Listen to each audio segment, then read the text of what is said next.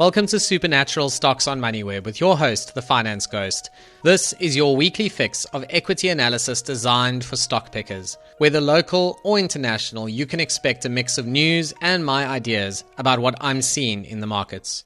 Whether you're talking about professional fund managers or amateurs looking to make money from investing as a hobby, you'll find that the same concept comes up time and time again, beating the index. And there's a lot to unpack here. In a world where ETFs are now easily available, including through monthly debit orders or in your brokerage account as and when you feel like them, the index becomes an investable asset. Yes, there are fees involved, of course, but they are minor in the greater scheme of things. This means that investors can and should buy broad market exposure in a low-cost structure if they are looking to add equity to a portfolio. The only reason to deviate from this plan and allocate capital to other opportunities is because they feel like they can beat those returns and generate that most elusive of all investment concepts, alpha. The market return, by the way, is referred to as beta. And again, there is a lot to unpack here. So let's start by looking at how important it is to actually pick the right index in the first place if you are going to go this benchmarking route. But first we need a building block, and the most basic comparison of all has nothing to do with equities. For many, taking their early steps in the market, the thing that they are really trying to beat is the return that they would get from the bank. When you're making that comparison, I would recommend taking into account the benefit of your interest exemption each year. For example, if you're under 65 years old, then the first 23,800 Rand in interest income is tax-free. In other words, the pre-tax yield and the post-tax yield would be the same on that interest. Assuming you're earning around 6%, that means roughly 400,000 Rand in the bank will deliver you a tax-free, essentially risk-free return of 6%. But then again, a lot of listed companies will do that just with their dividend, let alone the capital return possibilities over several years.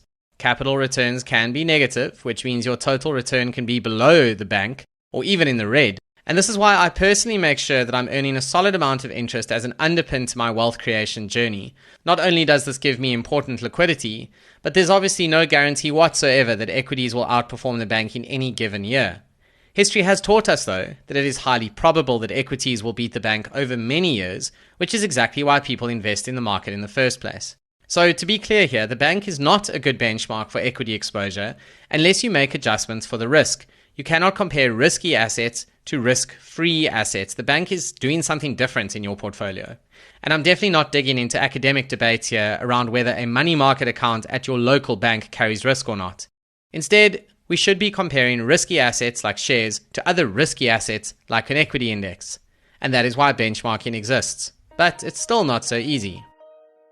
Onwards we go to the equity indices, and which index to choose, because there sure are a lot of them. When you start to dig into sector-specific indices like the Resi or the FINI, then in my opinion these are not suitable benchmarks unless you've decided to only buy shares in that sector. For example, if you are picking 2 or 3 resources stocks, then by all means compare your work to the Resi if you want. But it shouldn't be your entire portfolio unless you plan to channel your inner Austin Powers here and choose to live dangerously. No, the benchmark for a broad portfolio, a sensible portfolio that isn't just a handful of mining stocks, that would always be much higher up. Locally, for example, the top 40 would be the obvious choice, although this brings us neatly to the problem faced by so many fund managers, benchmark hugging. You see, Naspers is almost 11% of the index all by itself based on November 2025 numbers, the last fact sheet that I found for an ETF tracking the top 40. Goldfields and Anglo Gold, they were good for nearly 16% in aggregate. So the index would have obliterated you in 2025 unless you held gold. And perhaps that's the point though, is you should have held gold. But whichever way you cut it, tracking against an index with such concentrated exposures inevitably means that you're going to be drawn to also holding the biggest names in the index as a hedge. In professional money management, straying too far from the index in any given year can end your career. Retail investors are only accountable to themselves at least, unlike fund managers who are accountable to investors. But the temptation could still be there to just match the index if you judge your efforts based on how it performed. Fine, what about the MSCI World then? Surely this would help address the concentration issue. Well, all I can say is you had better be ready to hold the big tech names. Nvidia, Apple, Microsoft, Amazon, Alphabet, and Meta contribute well over a fifth of the index on a combined basis. If you add in Broadcom and Tesla, you're at over 25%. In fact, the only name you'll find in the top 10 holdings that isn't a technology company is Eli Lilly. Yikes. Perhaps the answer isn't to try and beat the index after all. But then what does that mean in practice for retail investors? All I can really do is share my approach to these things, and the shortcomings of the index in terms of being a benchmark are clear. And believe me, we've barely even scratched the surface here. Yes, there are other approaches like equal weighted indices, for example, instead of a market cap weighted index, but the issues remain. So then what is the usefulness of the index at all? In my opinion, the appeal of the index lies in its investability rather than as a basis for comparison at portfolio level. Instead, I use it to compare at investment level. By using ETFs, I can gain exposure to the JSE Top 40 with a single investment, or the MSCI World for that matter. And of course, there are numerous ETFs to choose from on the local market that track local and global indices. If you venture offshore, you'll find more specialist ETFs than you could ever imagine. I choose to invest in the indices to achieve beta in my portfolio. But then how do I measure performance and alpha? Finance is full of theories, and those theories have no shortage of critics. But one thing that is universally important and accepted, I suppose, is to identify the cost of capital for any particular investor. If an investment by that investor beats the cost of capital, they've created economic value. Now, the way to do that relies on concepts like the capital asset pricing model. It assumes that the investor, often a company allocating capital, has a mix of debt and equity, and it does get complicated. I take a much simpler approach that is going to take us back to the most basic building block of all, the money in the bank. I know that I can get 6% or 7% in the bank, and above the tax-free amount that I get every year, I know that I'm also going to pay my marginal tax rate on any additional interest earned. I am therefore achieving a blended after-tax return on the cash I have in money market accounts. Now, every year, just like everyone else in South Africa, I get a tax-free savings allocation. Maximizing that is critical because the government is quite literally giving me a gift. I always put it purely in equities, and I spread it across the ETFs that I think will do well.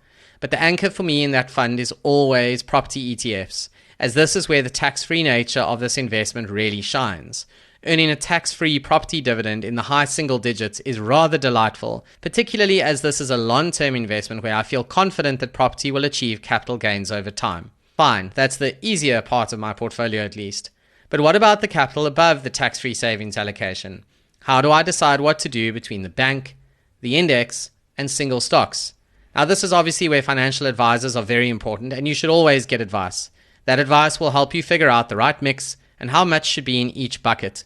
All I'm sharing here is my own experience. Personally, I tend to only go for single stock exposure where I feel comfortable that it can beat comparable ETF exposure. Now, therein comes the benchmark problem once again, and it needs to beat it in a meaningful way. If you own a basket of stocks that delivered a 10% return, then owning just one stock that delivers 10% is actually quite silly on a risk-adjusted basis. You've taken on more risk, but there's no additional return. But what if that stock delivered 11% or 12%? At what point do you feel comfortable venturing out of the harbor with all the other boats and betting on just one boat making it across the ocean? Is it 13%? Is it 15%?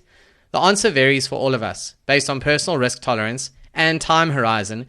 And by the way, position sizing. A more concentrated portfolio demands a higher expected rate of return for the additional risk being taken. But over the long term, just a percentage point or two actually makes a big difference. Such is the magic of compound returns. So instead of beating myself up over an index or sweating over the correct benchmark, or for that matter simply sticking to the bank for fear of taking equity risk, I try and set myself an annual goal of what percentage return I'd like to achieve, and then I try to achieve it.